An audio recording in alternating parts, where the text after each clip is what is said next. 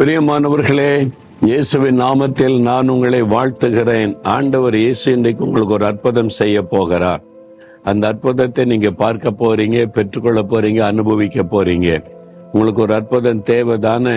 உங்களுடைய வியாதி மாறணும், பிரச்சனை நீங்கணும், தேவை சந்திக்கப்படணும், குடும்பத்தில் ஒரு மாற்றம் வரணும். நடக்குமா அப்படின்ற நிலைமையில் இருக்கீங்களா? ஆண்டவர் அற்புதம் செய்தா நடக்கும். முடியாததை முடிய செய்கிறதா அற்புதம் என்பது.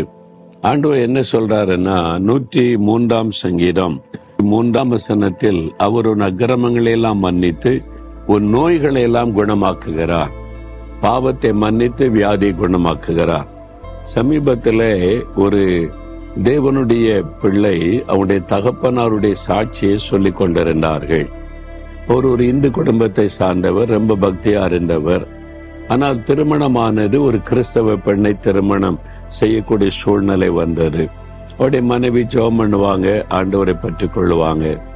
ஆனா இவருக்கு அதிலெல்லாம் நம்பிக்கை இல்லை.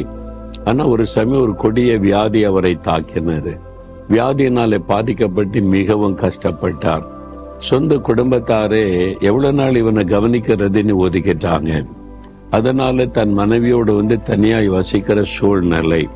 அதனால இவருக்கு ரொம்ப துக்கம். என்னால சம்பாதிக்கவும் முடியல, சரீரத்திலும் வியாதி. நான் செய்த பாவம் தான், நான் இது மாதிரி அக்கிரமெல்லாம் செஞ்சிட்டேன், இயேசுவையே வெறுத்துட்டேன், இந்த மாதிரி பாவம்லாம் செய்துட்டேன், அதனால பாதிக்கப்பட்டதே நீ அவ்வளவுதான்.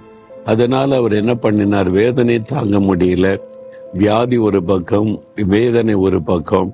அதனால தற்கொலை பண்ணி செத்தலான்னு முடிவு பண்ணினார். அப்போ ஆண்டவருக்கு டைம் கொடுத்தார். அவர் பக்கத்துல ஒரு மில் இருந்தது. மில்லில் ஒரு அரை மணி நேரம், 1 மணி நேரத்துக்கு ஒரு முறை சைரன் கொடுப்பாங்க. அங்க வேலை செய்யறவங்களுக்கு இடைவேளை கொடுப்பதற்கு. அது ஊர் முழுவதும் கேட்கும். அவர் சொன்னாராம், இந்த சைரன் ஒலிக்கும் போது அதுக்குள்ள எனக்கு ஒரு அற்புதம் நடக்கணும், உண்மையான கடவுளா நீங்க இருந்தா எனக்கு ஒரு அற்புதம் செய்யுங்கன்னு கடைசியா ஒரு முறை பைபிள் ஆண்டவரை குறித்த ஒரு பாடலை பாடினாராம். சத்தமா பாடினாராம். ரூம கதவெல்லாம் மூடிட்டு. என்னன்னா, தூக்க போட்டு செத்துறன்னு கைத்து அந்த உத்தரத்துல மாட்டி தூக்கு கயிறு சுருக்கெல்லாம் வச்சுட்டார். ஆண்டவருக்கு டைம் கொடுத்துட்டார். இந்த சைரன் ஒலி வர்றதுக்குள்ள நீங்க எனக்கு ஒரு அற்புதம் செய்யணும், என்னை சந்திக்கணும், இல்லைன்னா நான் தற்கொலை பண்ணி செத்துற போறேன், என்னால இந்த வியாதி வேதனை தாங்க முடியல அப்படின்னு சொல்லி அவர் தீர்மானம் பண்ணிட்டார். சத்தமா பாட்டு பாடுறாரா.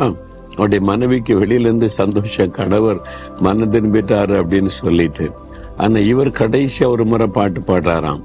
பாட்டு பாடிட்டு அந்த சைரன் ஒலி டைம் ஆகிட்டே இருக்குது, இன்னும் 10 நிமிஷம் 5 நிமிஷம் அவ்வளவுதான் டைம், ஆண்டவர் கொடுத்த டைம் முடிஞ்சிட்டா. அவர் ஏறி என்ன பண்ணார், கழுத்துல சுருக்க மாட்டி அந்த வெஞ்சை தட்டி விட்டுட்டார், ஸ்டூல தட்டி விட்டு தொங்கிட்டார்.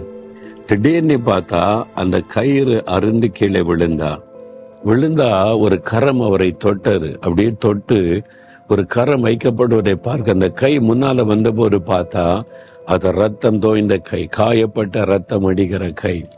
இயேசுவே என்னை தொட்டுட்டாரு. அவருடைய கரம் தொட்ட உடனே வியாதி மறைந்துட்டு.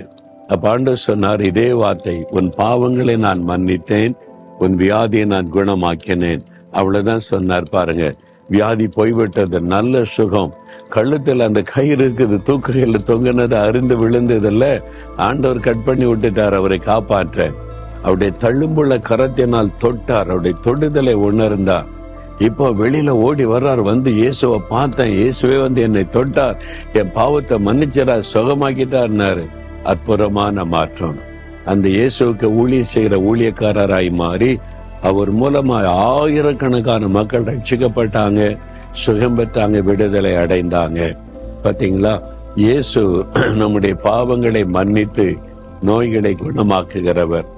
உங்க வாழ்க்கையில ஏதோ ஒரு பாவம் உங்களுடைய மனசாட்சியை குற்றப்படுத்திக்கிட்டே இருக்குதுல்ல, என் பாவம் மன்னிக்கப்படுமா, பாவ மன்னிப்பு உண்டாகுமா, பாவத்தின் பாரம் மாறுமா, சமாதானம் உண்டாகுமான்னு இயேசு உங்களுடைய பாவத்தை சிலுவையில சுமந்தார். நோயை குணமாக்க முடியுமா? அவருடைய தழும்புகளால் குணமாவீங்க. நோய்களை சிலுவையில சுமந்தார். இந்த சாபம் தோஷம் எல்லாம் மாறுமா?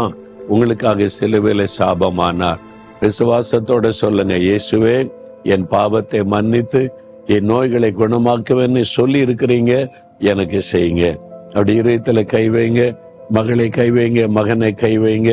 சொல்லுங்க, இயேசுவே என் பாவங்களை மன்னித்து என் நோய்களை குணமாக்குங்க. என் பாவங்களை மன்னித்து என் நோய்களை குணமாக்குங்க. என் பாவ சாபங்களை மாற்றி என் நோய்களை குணமாக்குங்க. இயேசுவின் நாமத்தில் ஆமேன், ஆமேன்.